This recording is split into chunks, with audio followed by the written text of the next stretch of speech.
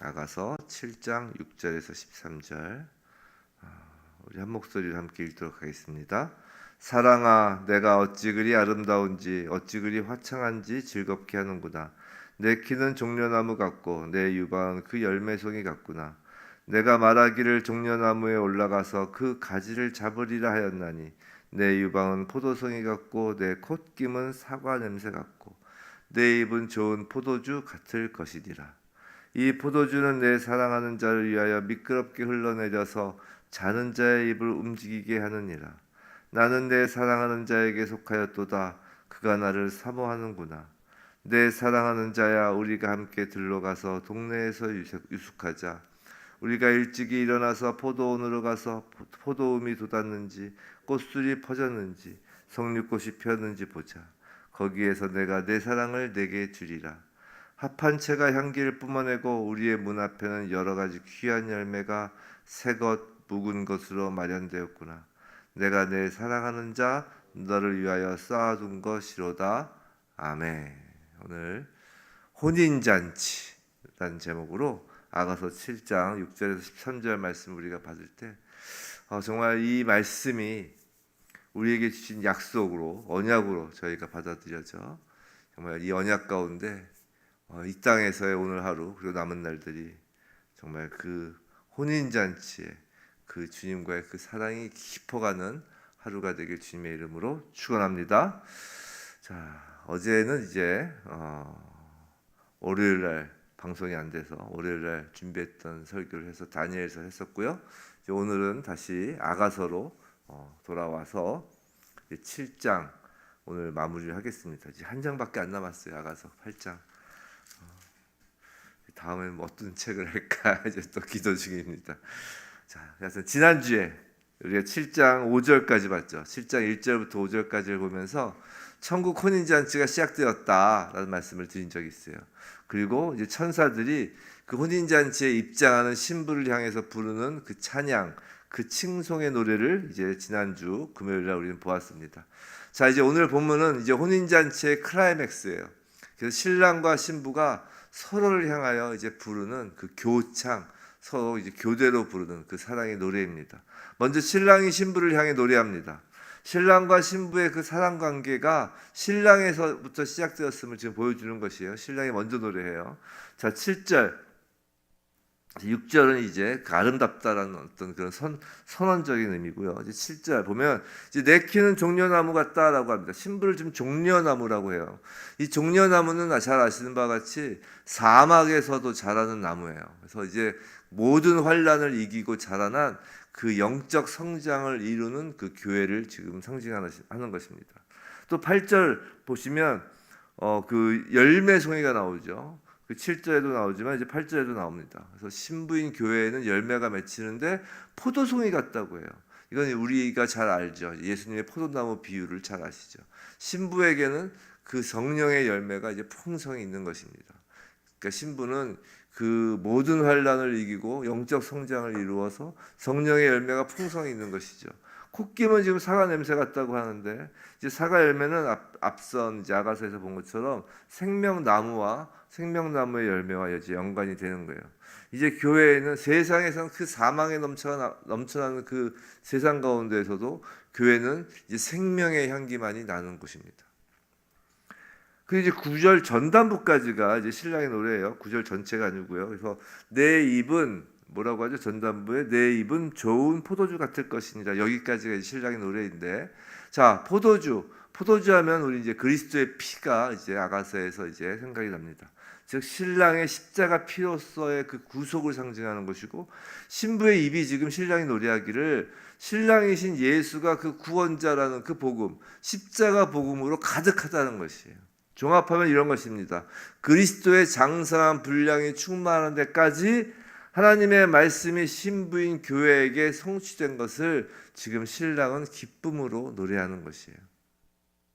자, 9절 전반부에서의 신랑의 노래 가사로서 이제 포도주라는 단어가 이제 9절 후반부 이제 그 단어를 신부가 받아서 이제 신부가 그 포도주로 또 노래를 합니다.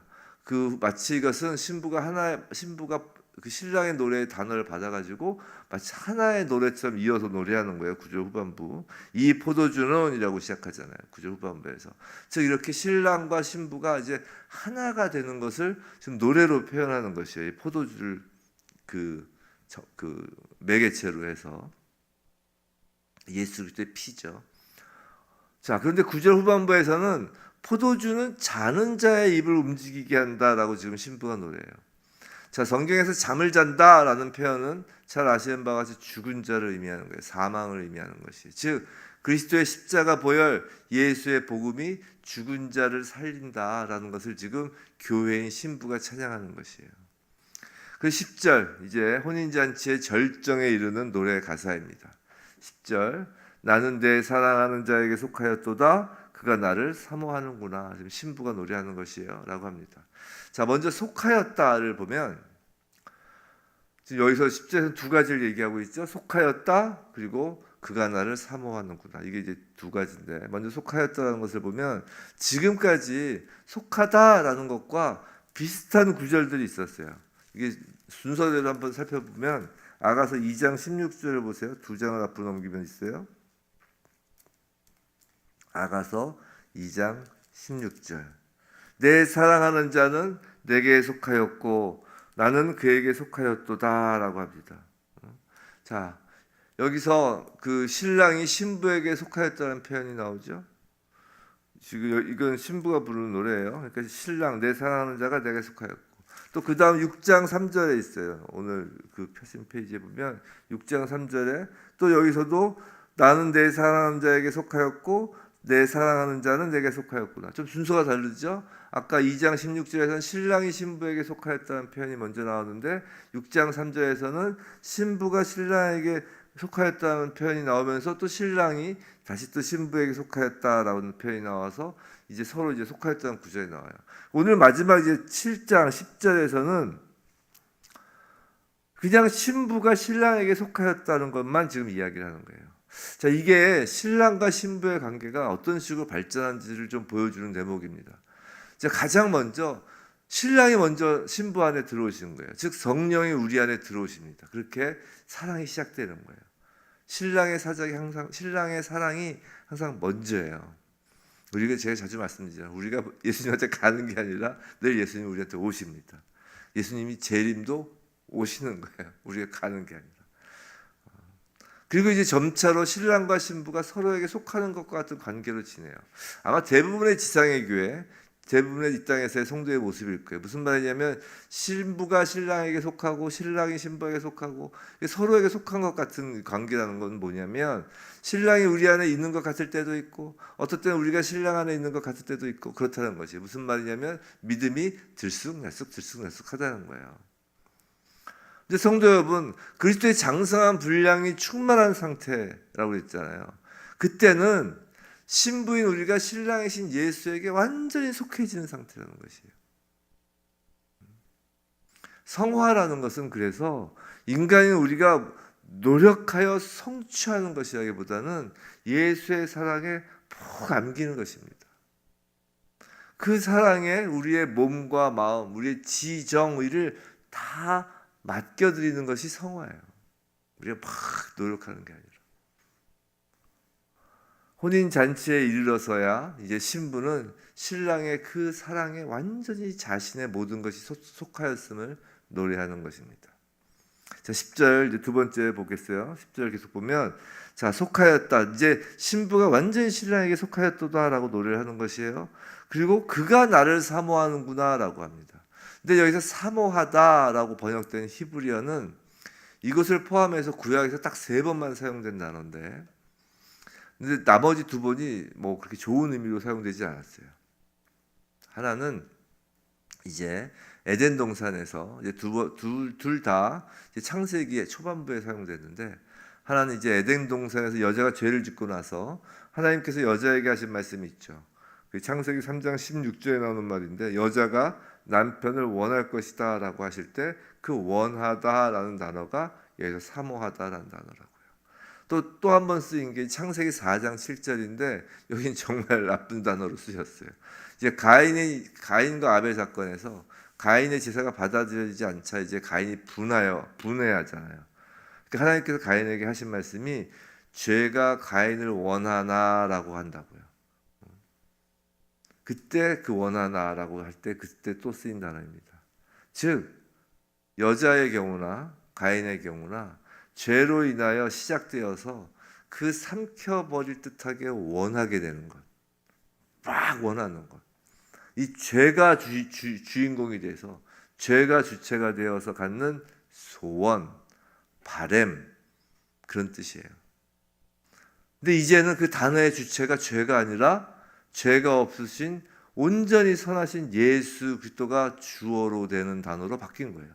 똑같은 그 사모하다란 동사이지만 이런 거예요. 사모하다의 그 히브리어는 데슈카란 말인데 영어로 치면 desire입니다. desire.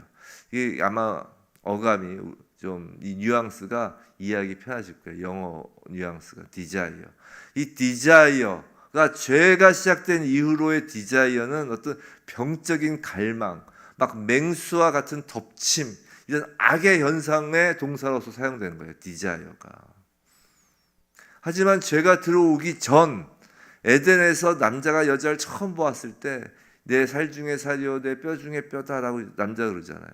그 사모함, 그 남자가 여자를 처음 봤을 때 그 사모함의 그 디자이어는 순수하고 건강한 것이었어야 했는데 이게 죄가 들어온 다음부터 소위 말해서 탐심, 막 욕정, 막 병적인 갈망이 된 것이죠. 근데 하나님 나라 지금 이제 혼인잔치잖아요. 하나님 나라 새 예루살렘 성에서의 혼인잔치에서 그 디자이어의 주체가 원래 주인에게 지금 돌아간 거예요. 그 디자이어가 그 사모함이 신부에게서 신랑에게로 소유권이 완전히 넘어간 그제야 이제 신부는 신랑 품에서 온전한 평강을 누리는 것입니다. 어렵지 않죠? 자, 11절, 12절. 그게 무슨 말이냐면 좀 더 이제 우리한테 좀 적용을 한다면 우리가 쉽게 말씀드려서 내 욕심 있잖아요. 내 욕심. 내 욕심이 디자이어예요. 그 죄로 시작되는 나로부터 시작되는 어떤 그 원함, 그 바램, 소원은 죄로부터 시작되는 거기 때문에 나로부터 시작된 것은 그것이 이제 악의 현상으로 발현되는 것이지만 내 안에 이제 계신 주님으로부터 그 원하고 바라는 것의 주체가 주님이 됐을 때 그것이 이제 그 바람 가운데 이제 신부가 평강을 누릴 수 있다는 것입니다. 자, 11절 12절. 자, 11절 12절은 이제 뭐 신부가 계속 노래하고 있죠. 이제 신부가 언제 어디를 가든지 혼자가 아님을 지금 노래하는 것이에요. 우리가 함께 들러가서 동네에서 유숙하자. 12절 보시면 지금 우리가 지금 포도원으로 간다고 하고 있어요. 근데 이전에 보면 그 혼자 갔던 포도원이에요. 근데 이제 들이든 포도원이든 신랑과 함께인 것입니다. 지금 신부는 신랑과 함께하는 에덴 동산을 노래하는 거예요. 신랑과 신부가 하나가 되어 이제 결실을 맺는 것입니다. 근데 결실을 맺는 모습을 13절에서 노래합니다. 13절. 사실 오늘 본문 말씀에서는 10절과 13절이 제일 이제 핵심이에요. 근데 이제 13절 볼게요. 13절 합한 채가 향기를 뿜어내고 우리의 문 앞에는 여러 가지 귀한 열매가 새것 묵은 것으로 마련되었구나. 내가 내 사랑하는 자들을 위하여 쌓아둔 것이로다. 자, 여기서 합한 채라는 단어가 눈에 확 띄죠. 이 합한 채가 어디서 나온 건지 한번 기억해 보시면 창세기에서 야곱의 아내인 라헬이 야곱을 레아에게 양보하고 레아에게서 합한 채를 구입하는 장면을 떠오를 것입니다. 이게 창세기 30장에 나오는 장면인데 그 레아가는 이제 야곱의 첫 번째 부인이잖아요. 잘 아시는 바와 같이 라반 그 외삼촌 집에 가서 야곱이 사랑했던 여인 누구예요? 라헬이잖아요. 근데 그 라헬을 이제 얻기 위하여 이제 7년을 이제 일을 하잖아요. 그래서 7년 다 일하고 나서 이제 동생 라헬을 이제 달라고 하니까 라반이 뭐라고 그래요? 아니 그 밤에 이제 레아를 몰래 들여보내죠. 그래서 야곱이 깜짝 놀래가지고 레아가 들어온 걸 보고 라헬이 아닌 것을 알고서 이제 라반한테 따지니까 라반이 뭐라고 그래요? 우리는 언니가 먼저 가지 않고는 동생이 먼저 가는 법이 없다. 그래서 이제 레아를 이제 부인으로 얻는다고요. 법이 그렇다는 거예요. 그래서 레아는 율법의 부인인 거예요. 근데 야곱은 끝까지 라헬을 사랑하죠. 그래서 7년을 더 일하죠. 라헬은 이제 사모함으로 이제 사랑의 부인인 것이에요. 근데 이 라헬이 이제 레아는 이제 계속 아들을 낳는데 라헬이 아들을 못 낳잖아요. 근데 이제 레아의 그 아들이 그 엄마 레아한테 합한채를 이제 가져다 주죠. 근데 그것을 이제 라헬이 보고 그 합한채를 노려요. 그 합한채가 이제 그 소위 말해서 그 남녀 간의 그런 어떤 사랑의 묘약 같은 것입니다. 그리고 이제 그걸 통해서 이제 자녀를 낳는다는 어떤 그런 속설이 있었던 그 식물이죠.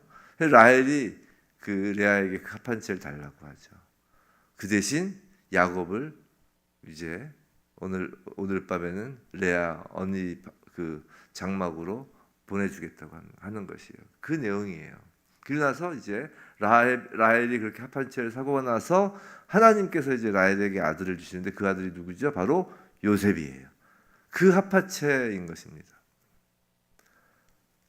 그렇게 해서 요셉이 낳고 나서 이제 그게 30장에 나오는 내용인데 우리가 눈여겨볼 것은 창세기 37장 2절로 가면 야곱 그 앞에 이제 에서의 족보들이 쭉 나오고 나서 야곱의 족보는 이러하니라라고 이제 에서의 족보가 끝나고 나서 야곱의 족보를 딱 이야기를 한다고 하는데 그 야곱의 족보에서 바로 나오는 게 뭐냐면 요셉은 이렇게 하면서 요셉이 17살 됐을 때부터의 스토리들, 즉 애굽으로 팔려가는 장면이 쭉 등장을 하는 거예요. 야곱의 족보인데 이게 무슨 말이냐면 야곱은 잘 아시는 바와 같이 이스라엘이잖아요.